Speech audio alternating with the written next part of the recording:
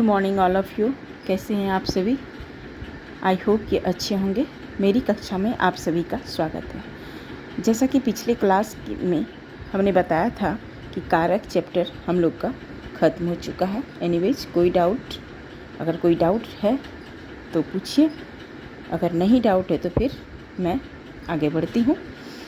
तो आज हम जितने भी पढ़ाया हुआ चैप्टर से रिलेटेड हम आज पढ़ेंगे बहुविकल्पी प्रश्न। पढ़ेंगे नहीं बल्कि हल करेंगे आज, यानी सॉल्व करेंगे। तो ज़्यादा इजी चैप्टर था, ज़्यादा बहुत टफ है नहीं। तो चलिए शुरू करते हैं। पहला है, नीचे दिए गए प्रश्नों के सही उत्तर पर सही चिन्ह का प्रयोग करें या सही का चिन्ह लगाओ। पहला है, संज्ञा या सर्वनाम का क्रिया से संबंध जोड़ने वाले चिन्ह। ऑप्शन क संज्ञा, ख लिंग, ग वचन, घ कारक। तो ये है डेफिनेशन है, परिभाषा है किसकी, जो चैप्टर पढ़े हैं कारक की। इसलिए हम अभी तो यहाँ तो फटाफट कर लेंगे क्योंकि अभी फ़िलहाल यही चैप्टर हम पढ़ चुके हैं। लेकिन जब आप परीक्षा में बैठेंगे तो वहाँ आपको ऐसा कि चैप्टर के द्वारा पढ़ाया हुआ पूछेगा तो सही, लेकिन आपको मिला जुला यानी मिक्स क्वेश्चन होंगे आपके सामने। तो चलिए, इसका सही आंसर होगा घ कारक। नेक्स्ट है, कारक के भेद होते हैं। ऑप्शन को देख लेते हैं। क 5, ख 8, ग 7, घ 4। तो कारक के भेद कितने होते हैं? 8। सही आंसर है ऑप्शन ख। तो 8 में आपको सही चिन्ह का मार्क का प्रयोग करना है, यानी सही चिन्ह लगाना है। नंबर 3, विभक्ति चिन्हों को और किस नाम से जाना जाता है? आपको वहाँ कहीं भी घबराना नहीं है। मैंने चैप्टर के दौरान भी पढ़ाया आपको। विभक्ति को 3 तरीके से जाना जाता है। कौन कौन? कारक, विभक्ति और परसर्ग। ये 3 भी अगर कहीं भी आएगा तो आपको तीनों सेम ही है। तो यहाँ पूछ रहा है विभक्ति चिन्हों को किस नाम से जाना जाता है। ऑप्शन को देख लेते हैं। क सर्वनाम, ख परसर्ग, ग संज्ञा, घ वचन। तो इसका सही जवाब क्या हो जाएगा? परसर्ग। नंबर 4, गृह डैश प्रवेश रिक्त स्थान के लिए उचित कारक चिन्ह है। इन्वर्टेड, सिंगल इन्वर्टेड कोमा में है। आपको गृह का मतलब होता है इसका घर। तो कह रहा है अब हम किस में प्रवेश करते हैं? घर में। तो क्या होगा? ऐसा तो नहीं लिखते हैं कि घर के लिए प्रवेश करते हैं, घर को प्रवेश करते हैं, घर से प्रवेश करते हैं। लेकिन यहाँ ऐसा सेंटेंस यूज हम करते हैं, घर में प्रवेश करते हैं। तो यहाँ पूछ रहा है रिक्त स्थानों के लिए उचित कारक पूछ रहा है, कौन सा चिन्ह होगा? चिन्ह, विभक्ति, परसर्ग। आपको कहीं भी कारक चिन्ह, ये तीनों भी सेम है, ध्यान दीजिएगा। क है के लिए, ख को, ग में, घ से। तो गृह में प्रवेश आंसर क्या हो जाएगी? राइट आंसर ग में। नंबर 5 है, इनमें से कौन सा चिन्ह संबोधन कारक का है? क में पर, ख हे अरे, ग ने, घ को। इसका सिंपल सी है, क्या है? संबोधन। संबोधन आपको मैंने बताया था हे अरे। तो इसका सही आंसर क्या हो जाएगा? हे अरे। ओ भी होता तो भी, क्योंकि में पर है नहीं। में पर क्या है? अधिकरण कारक। नेक्स्ट है कर्ता ने, घ है कर्म को। तो इसमें से पूछ रहा है संबोधन कारक, तो हे अरे। नंबर 6 है, इनमें से कौन सा कारक चिन्ह करण और आपादान दोनों कारकों में प्रयोग होता है? यही चीज़ देखना है आपको। करण का चिन्ह होता है से और अपादान का भी होता है से। लेकिन मैंने हर बार बोलती हूँ कि करण जिसमें जुड़ा हुआ है, अपादान जिससे अलगाव हो, यही ध्यान आपको देना है। तो ऑप्शन को देख लेते हैं। क, के, ख, में, ग, से, घ, हे। तो क्या कह रहा है, दोनों कारकों का प्रयोग होता है, लेकिन करण और अपादान दोनों में से का प्रयोग होता है। तो ऑप्शन सही है ग, से। नंबर 7, संबंध कारक के चिन्ह हैं। ऑप्शन क, का, की, के, ख, को, ग, में, पर, घ, ने। तो क्या हो जाएगी, संबंध, आपस में वाला संबंध है। तो संबंध में कर्ता ने कर्म को होगा नहीं, अधिकरण में पर होगा नहीं, घ है कर्ता ने होगा नहीं। पूछ रहा है हमको संबंध कारक, इसका मतलब है सही ऑप्शन होगा क, का, की, के। तो वहाँ आपको प्रयोग करना है सही मार्क। नंबर 8 है, कौन से कारक का चिन्ह में, कोमा, पर है। सिंपल सा है, कौन सा चिन्ह, क्या पूछ रहा है, में, पर। इसीलिए हम बार बार बोले थे कि आपको कारक का 8 चिन्ह जो है बिल्कुल लर्न करनी है, तभी आप लिख सकेंगे आंसर। ऑप्शन क, अपादान, ख, अधिकरण, ग, संबंध, घ, करण। तो सही आंसर उसका हो जाएगा ख, अधिकरण में, पर, दोनों। नंबर 9, जिस पर काम का असर हो वह कौन सा कारक है। क्या कह रहा है, जिस पर काम का असर हो वह कौन सा कारक है। यह किसी परिभाषा से लिया गया है। क, कर्ता नहीं, जो काम करे। यहाँ क्या पड़ा, असर मतलब उसका प्रभाव। असर का दूसरा वो शब्द क्या मीनिंग, इसका फल किस पे पड़ रहा है। तो कर्ता जो काम करे उसे करता है कहते हैं, लेकिन करता तो होगा ही नहीं। नेक्स्ट है कर्म, थर्ड है ग, फोर्थ है घ, संबोधन, करण। ये दोनों बिल्कुल नहीं होगा। तो जिस पर काम का असर हो, इसको परिभाषा क्या होगी इसका, तो इसकी परिभाषा हो जाएगी, जिस वस्तु या व्यक्ति पर क्रिया का फल पड़े उसे हम कर्म कारक कहते हैं। तो इसका सही जवाब हो जाएगा कर्म कारक। नंबर 10, यह घर सोनाली का है, इन्वर्टेड कोमा में क्लोज है। यह घर सोनाली का है, ध्यान से देखिएगा वाक्य को। यह घर सोनाली है, इसमें से 4 शब्द जो हैं बिल्कुल कारक का चिन्ह नहीं है, लेकिन इसमें से क्या कह रहा है, यह घर सोनाली का है। तो का तो कोई दर्शा रहा है ना कारक का चिन्ह। तो इस वाक्य में पूछ रहा है प्रश्न, कौन सा कारक है। तो ऑप्शन में है क, अपादान, ख, संबंध, ग, कर्म, घ, करण। तो कर्ता ने कर्म को होगा ही नहीं, का पूछ रहा है, तो संबंध, का, की, के, राइट। तो आपको ऑप्शन सही ख में आपको सही चिन्ह का प्रयोग करना है।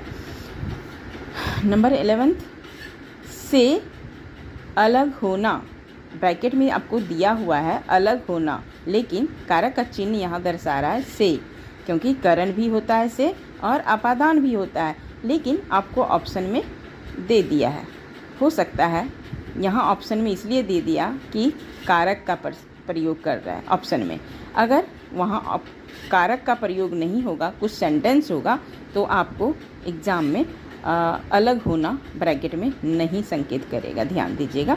तो यहाँ इसलिए दिया है कि से अलग होना किस कारक का परसर्ग है। ऑप्शन क, कर्म कारक, ख, करण कारक, ग, अपादान कारक, घ, अधिकरण कारक। तो अलग होना है, जब हमको साफ ब्रैकेट में दे दिया गया है अलग होना, तो सिंपल सा है कि हम अपादान में कारक में सही चिन्ह का प्रयोग कर देंगे। नेक्स्ट है 12, अध्यापिका कक्षा में पढ़ा रही है, ध्यान दीजिएगा सेंटेंस को। अध्यापिका कक्षा में पढ़ा रही है, में यहाँ चिन्ह को दर्शा रही है। इस वाक्य में कौन सा कारक है। तो पहला कर्म कारक, कर्ता ने कर्म को नहीं होगा, संबंध काके की नहीं होगा, आपादान भी से होगा नहीं होगा, यहाँ पढ़ा रहे में पढ़ा रही है, तो में क्या हो जाएगी, अधिकरण कारक, जिसका चिन्ह है में और पर। तो नेक्स्ट है 13, से के द्वारा, यहाँ दोनों है, कोमा डाला हुआ है, से भी है और के द्वारा भी है। अगर के द्वारा नहीं होता, सिर्फ से होता, तब तो क्या होता, आपादान हो जाता है, करण भी हो सकती है। लेकिन नहीं, करण में क्या होता है, से के द्वारा दोनों हो जाएगा। अगर सिंपल सी से नहीं होता, कई बार प्रश्न में से नहीं रहेगा, सिर्फ के द्वारा रहेगा, तब भी आपको लिखना है करण कारक। ध्यान दीजिएगा, ऐसा नहीं कि मैम ने पढ़ाया था अलग होना, ज़रूरी नहीं है, दोनों में से भी होगा लेकिन अपादान में अलग होगा। अगर सिर्फ के द्वारा होगा तब भी आपको करण कारक ही लिखना है, क्योंकि करण कारक के कारक के चिन्ह में करण कारक जो है उसमें दोनों मेंशन किया हुआ है। कौन कौन, से भी है और के द्वारा भी है। अगर के द्वारा सिर्फ आएगा तो यहाँ अपादान ना होकर करण कारक हो जाएगा। तो क अपादान, ख कर्म, ग करण, घ अधिकरण। तो ऑप्शन सही आंसर हो जाएगा इसका ग करण कारक। नंबर 14, शब्द के जिस रूप से क्रिया के करने वाला का बोध हो उसे कहते हैं। अब ये डेफिनेशन है, परिभाषा है, कह रहा है शब्द के जिस रूप से क्रिया के करने वाला को, कोई भी काम जो कर रहा है उसका बोध हो उसे हम क्या कहते हैं। हम चैप्टर के दौरान सभी का डेफिनेशन पढ़ रहे हैं, तो क्या हो जाएगी, ऑप्शन को देख लेते हैं। क कर्म कारक, बिल्कुल नहीं होगी। ख कर्ता कारक, बिल्कुल नहीं। ग करण कारक, घ है इनमें से कोई नहीं। तो ऑप्शन इसका सही क्या हो जाएगा, ग करण कारक, क्योंकि करण कारक की परिभाषा कहता है हमें कि शब्द के जिस रूप से क्रिया के करने वाला का बोध हो उसे हम करण कारक कहते हैं। सिंपल सी डेफिनेशन है। चलिए 15, संज्ञा या सर्वनाम के जिस रूप से अलग होने का भाव प्रकट हो उसे कहते हैं। अब देखिए, संज्ञा या सर्वनाम के जिस रूप से अलग होने का, अब यहाँ साफ आपको दिखा रहा है, दर्शा रहा है कि अलग होने का, तब तो इसमें फटाफट कर देना है कि अपादान कारक है, अलगाव है। तो ऑप्शन को देख लेते हैं। क अपादान कारक, ख करण कारक, संबंध कारक और कर्म कारक। करण कारक भी ऑप्शन में दिया गया है, ध्यान से आपको पहले पढ़ना होगा प्रश्न को। तो अलग है, इसलिए ऑप्शन सही का अपादान कारक हो जाएगा। चलिए नेक्स्ट, दूसरा क्वेश्चन कहता है रंगीन शब्दों को सही कारक पर सही चिन्ह लगाओ। यहाँ रंगीन है, वहाँ आपको रेखांकित हो जाएगी। फर्स्ट है दीदी ने रंगोली बनाई, कर्ता ने, ठीक है। दीदी ने, दीदी रंगीन शब्द है, ने भी दिया है और दीदी भी दिया, लेकिन दोनों को इसलिए दिया है कि डायरेक्ट ने देता तब तो सेंटेंस भी नहीं बनता और आपको लिखने में भी नहीं बने, कुछ सेंटेंस को पढ़ के ही आप लिखेंगे ना। तो क्या कह रहा है, दीदी ने रंगोली बनाई, कर्ता ने। तो ऑप्शन है इसका क कर्ता कारक, ख कर्म कारक, ग करण कारक, घ संबंध कारक। संबंध होगी नहीं, काके की होती है। कर्ता ने कर्म को करण से होगा। ख है कर्म कारक, कर्ता ने कर्म को होगा, लेकिन हमको प्रश्न कह रहा है ने, तो क्या हो जाएगी ऑप्शन क कर्ता ने। वहाँ आपके उसके सामने आपको सही चिन्ह का प्रयोग करनी है। नेक्स्ट है दूसरा, अरे भाई विस्मयादि बोधक चिन्ह का प्रयोग किया। जिसमें विस्मयादि बोधक होना उसमें तो इतना टाइम डायरेक्ट आपको संबोधन में लगा देना है, क्योंकि हे अरे विस्मयादि बोधक किसी में भी नहीं है। अरे भाई मेरी भी मदद करो, अरे भाई रुकना है, मेरी भी मदद करो। ऑप्शन को देख लेते हैं। क अधिकरण कारक, ख संबंध कारक, कर्ता कारक, संबोधन कारक, जिसमें ऑप्शन सही घ होगा, संबोधन कारक। चलिए नेक्स्ट थर्ड है शीला रेखांकित का रंगीन शब्द है, कॉकरोच से डरती है।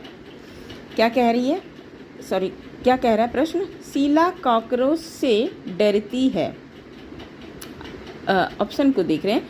क कर्ता कारक, ख कर्म कारक, ग करण कारक, घ अपादान कारक। आप देख पा रहे हैं कर्ता कारक होगी ही नहीं, कर्म कारक, ये दोनों ऑप्शन तो बिल्कुल पहले होगी ही नहीं। अब देखना है आपको करण कारक और अपादान कारक, यही दोनों में से होगा, आपको अलग भी नहीं दिया हुआ है। तो क्या कह रहा है, शीला कॉकरोच से डरती है ना, डर ही रही है ना। आप सेंटेंस को पढ़िए, डर ही रही है, ऐसा तो नहीं कि डर कर भाग गई। तो डर रही है, इसका मतलब जुड़ा हुआ है, तो अपादान कभी भी हो ही नहीं सकता है। तो इससे क्या है, शीला कॉकरोच से डरती है। तो ऑप्शन सही ग हो जाएगी, करण कारक। नंबर 4 है, पिता ने कलर रंगीन शब्द है, पुत्र को गले लगाया।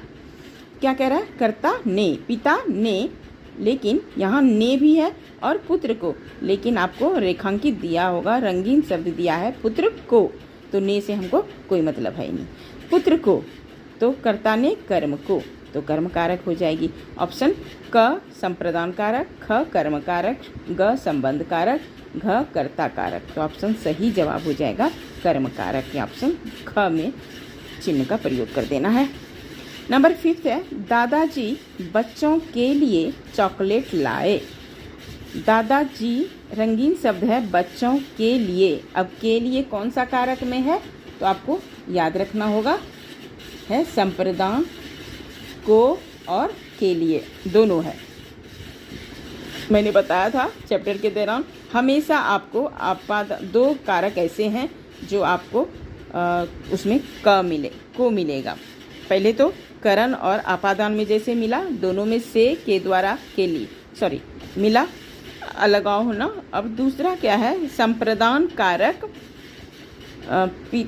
पिता ने पुत्र को गले लगाए। एक तो कर्म कारक और दूसरा संप्रदान कारक, दोनों में है।